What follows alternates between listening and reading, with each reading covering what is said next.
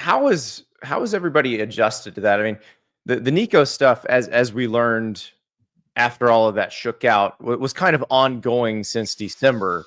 But how did the team, the coaching staff, handle that kind of shift from, okay, we've got a quarterback who started for a year or two, now this is all up in the air? Well, I think we're just starting to learn that, because the initial reaction is, look, you don't want to be here, don't be here. Fine. Okay. You're going to bail the day before the spring game. Like, what are we doing here? And so you had the emotion of almost good riddance in some ways from not just fans, but I think people within the program. Like, look, if you don't want to be here, you don't want to be here. So, applaud to Josh Heupel for not getting held hostage, right? We're moving on. He makes a statement before Nico ever does that we've moved on in a different direction, and everybody stands up and applauds Josh Heupel.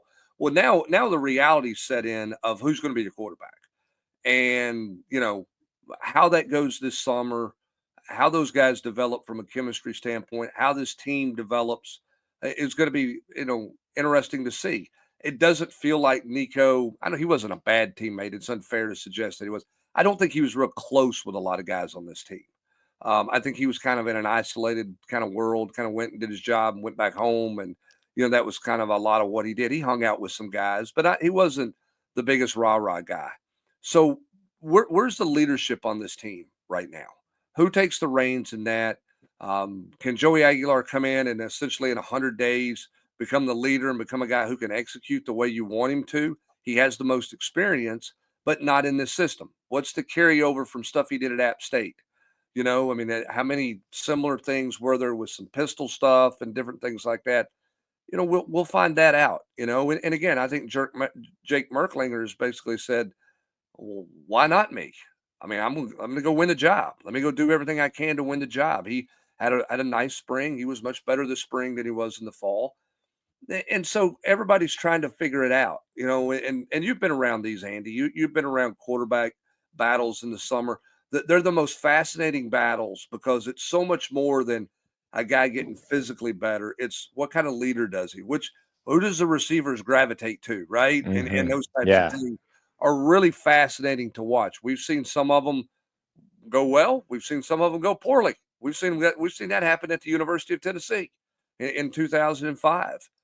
Philip Fulmer picked the wrong quarterback, and it cost that team dearly on offense that year and wasted a really good defense. So, I'll go my first year on the beat in 2000, where they start out going with AJ Suggs and then realize that the Casey Clausen probably gives them their best chance to win, but he's a true freshman, and they eventually decide he's the guy. And it's one of those situations where the person who starts game 1 may very well not be the person who starts game 10 or game 11.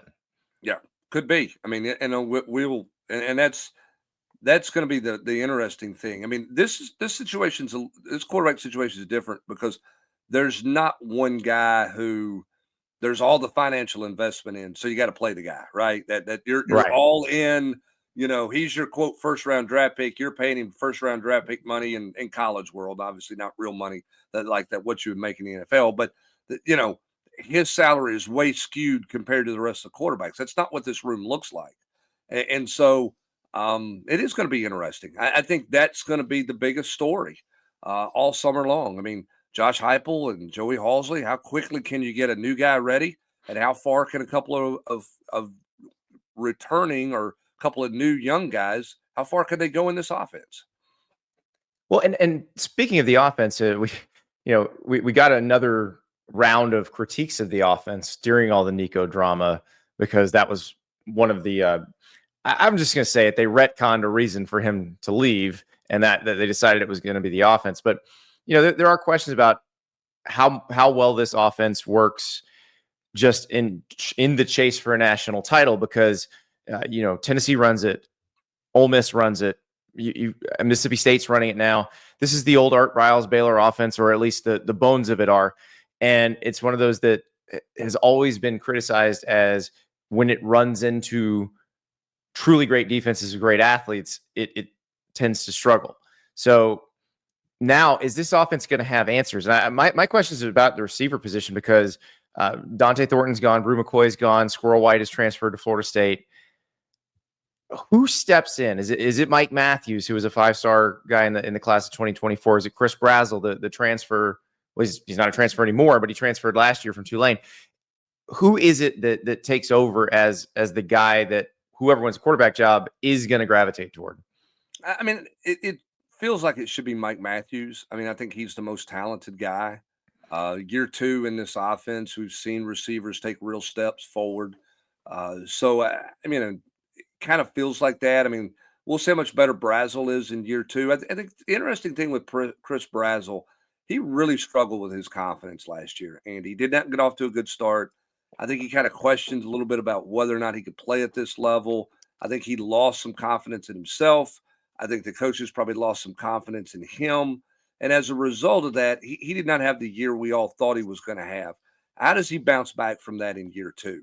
I mean, he's talked a lot in the spring about developing a flush it mentality, flush a bad play and not let one bad play become two or three, which was a problem for him a year ago. And it resulted in some really critical drops and some plays that he should have made that he didn't make. So what kind of step does he take? What kind of step does Mike Matthews take? They didn't get a big name transfer guy at the receiver position. They don't have a lot of numbers there. They've got a bunch of young guys there that are going to have to go and figure it out. How much do they tweak to help those young guys? I mean, coaches, Josh Heupel said this for years, when talking about the quarterback position. We've won with tall ones and short ones and guys with great arms and guys with great legs and this, that, and the other. Well, now you're going to have to win at the receiver position with a bunch of young guys. How do you help those guys win? I think that's going to be a real challenging point for this team. And fans are looking for those big splash plays again. But I'm going to tell you right now, Andy, the biggest stat for this offense, and I think this is, and I haven't looked in, and I should do this, this would be probably what my job entails me to do, is I should probably research in more detail the Art Briles stuff, particularly red zone. And I think when you look at the red zone for Tennessee, and you talk about big picture offense, and I know we're going to dive down into various positions, but when you look at big picture offense, the red zone storyline is something that has to be better. Here's where Hendon Hooker was with the red zone in 2022. Okay. Tennessee had 53 touchdowns and 63 trips that year. Their touchdown rate in the red zone was 84%. The last 2 years, that rate has dropped to 62%. So if you're a defensive coordinator and you're preparing for Tennessee, what do you want to limit? Well, you don't want to give up the 80-yard throw it over your head play like they made a living on in 22 with all those big splash plays, and even in 21 to a degree. So we're going to let you drive the length of the field, and then we'll see if we can keep you out of the end zone, if we can hold you to a field goal. How are you when you get inside the 20? Tennessee, which makes has to be much better inside the 20. Yeah. And that makes sense, Brent, because for those who've never looked closely at this offense, that it's not a secret. The main thrust of this offense is it spreads you so wide as a defense. You essentially have to declare how many guys you're going to have in the box, or whether you're going to have people in run support, or whether they're going to be out in coverage. They make you go so far away from the line of scrimmage that you can't really mask it. You can't disguise it. So when you get in the red zone, everything's compressed. So that width doesn't help you as much, because then you don't have as much vertical space to work with. So the defense can start disguising things again. They're not making it obvious. Like when Bryce Petty, Baylor's quarterback in 2014, looked at a defense from the 50-yard line, then he knew exactly what they were going to do. He knew he could look at where the safeties were and knew exactly what to do, whether he should hand it off to the back, whether they should go deep. But when he got inside the 15, it's a different picture. And so, Brent, you make a really good point. And I didn't appreciate Hendon Hooker's ability as a runner, because in the red zone, that's the equalizer. When Hendon Hooker can see that nothing's open and can take off and get in the end zone, that probably makes a huge difference. Yeah, I think the other thing too is the processing and the decision making and getting the ball out of your hands fast. I think Hendon was really good and really gifted at a quick read, slant, whatever they're going to read there, get through the progressions really quickly, because as you said, the windows are tighter. The spacing is not what it is. So what's Tennessee's answer in the red zone? I think for all of the fans wanting the big splash plays, and listen, Tennessee missed on a bunch of those last year. One of these quarterbacks going to have to make that play, and the receiver's going to have to catch the ball. They dropped too many deep balls. I mean, you go back to that Alabama win Tennessee had last year, close game. Tennessee missed probably 3 touchdowns. That they schemed it up. They just didn't execute it the right way. So they have to do some of that. But again, I think a lot of people are going to say, hey, we're going to let you drive the length of the field. We're going to test your patience. How patient are you? We'll go light box. Let's see if you can methodically go 12 or 14 plays on us, because we're not going to give you the 3-play 80-yard drive. Yeah. We're going to do whatever we can to limit that. So then you get down in that tight area. How do you execute better in the tight area? So we are retiring one of my favorite college football weird college football stats, just odd. No player recruited out of high school by Josh Heupel at Tennessee had started on the offensive line yet. That is going to change, probably game 1, depending on probably whoever starts at center, and then possibly right tackle David Sanders, the number 1 offensive tackle recruit in the class of 2025. So how is that group going to change? Because obviously, you know, there was a lot of continuity there. I mean, there's, you know, Spraggins and their center you had 3-year starters that had been consistent players. Lance Hurd obviously comes from LSU and starts at tackle. But yeah, Cooper Mays and Javonte Spraggins were there for seemingly forever. Now it's going to be a completely different group. Yeah, it is. And I think the question with that group, and they're going to have to play well. If they don't play well, the quarterback situation is not going to be the topic, right? The topic's going to be this offensive line. The difference in this offensive line this summer compared to the last couple of years, they're just not going to bubble wrap guys, right? Like you're going to go practice and you're going to go play, and you're going to scrimmage because we got to see what we have. I think they're pretty set, and part of it's due to transfer. Larry Johnson transferred out. I mean, David Sanders is going to start at right tackle. You've made a big investment into him being on your roster. He's really talented. There'll be some learning curves and there'll be some growing pains, but I don't think you're going to sit here and say midway through the first 10 days, 2 weeks in August, and go, he's not one of our 5 best. So I think they're going to start a freshman. That's going to be a recruit. That's going to be a signee. And you're right, that stat is going to get retired. I think Wendell Moy, who Tennessee took in the transfer portal out of Arizona, was a great get for them at left guard. I think he is going to be entrenched there. The X factor for me in terms of returning guys is, what does Lance Hurd look like? Lance didn't have a great year last year. He had a knee procedure back in July a year ago, out of shape when he came to fall camp, was limited, never really got into shape, then got banged up again. It was not a good year for Lance Hurd. Okay, this is quote a contract year for Lance Hurd, right? This is a big money year, beyond NIL money if you have a big year. So how does he handle year 2 in this system? How does he handle the way that he plays, and what kind of shape he's in, and that type of deal?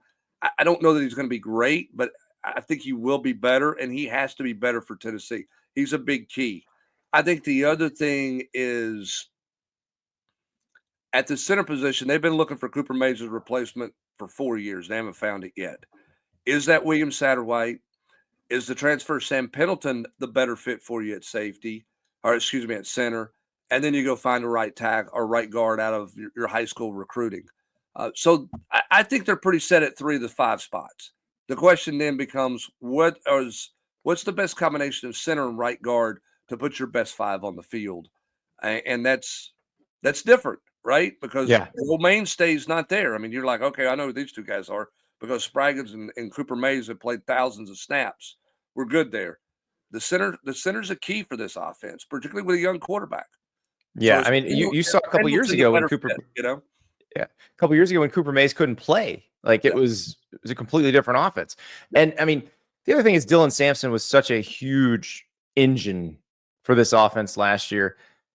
Can somebody step into those shoes? Because, you know, it's one thing to say, because this offense, like the other thing about the veer and shoot offense is the idea is to run for 300 yards a game. Everybody thinks it's a big passing offense, but when it's working, you're running for a lot of yards.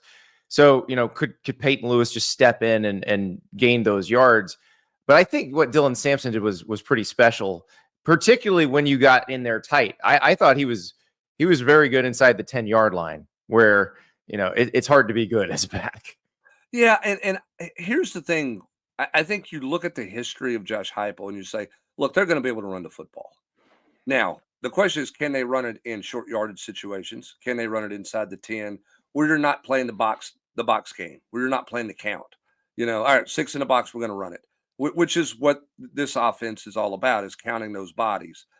What are you in a short yardage situation? What kind of running team are you when you got a stacked line that you're going to run against, in those tight windows as well? What they're going to miss in Dylan Sampson is they're going to miss some of the explosive plays, I think. We'll see what Peyton Lewis can do. I love Deshaun Bishop. I love everything about Deshaun Bishop. I mean, this is a guy who's bet on himself. He's a former walk-on. He was doubted. Nobody thought he was necessarily an SEC player, local product, really productive. Every time he scrimmages, he continues to be productive. Like, he just won't go away type deal. But, Andy, he's not a home run threat, right? Like, he's not going to break off the 40 and 50-yard run. So what's this running game look like if it's a bit more methodical? Because Sampson was more of a bigger playback.